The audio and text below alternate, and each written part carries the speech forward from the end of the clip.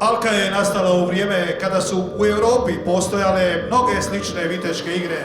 Sve su one danas prepuštene zaboravu, samo je Sinjska alka ostala i opstala.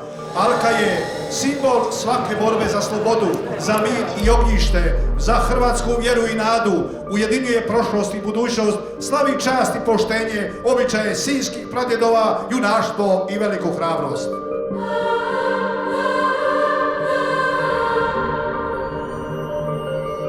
Oko Sokolovo i čvrsta desnica, pod zaštitom Gospe Sinjske, vječni su simboli neuništivog junaštva.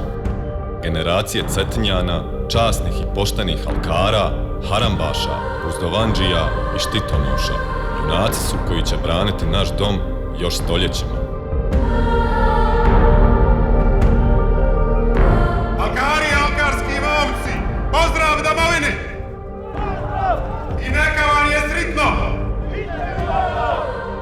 Želim vam čvrstu desnicu i oko Sokolovo, a momcima držanje dostojno pradjedova. Proglašavam pokaznu alku u Badenu otvorenom.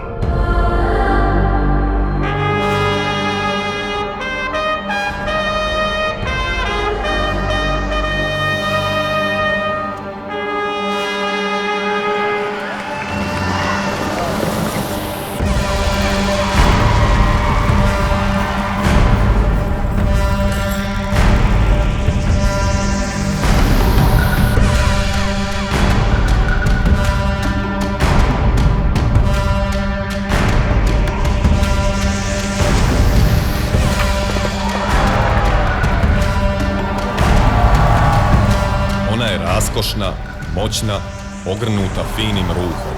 Drži se u kostima i legendama naraštaja koje pamte punte i drže čast. To stoljećima pronosi viteška igra Alka.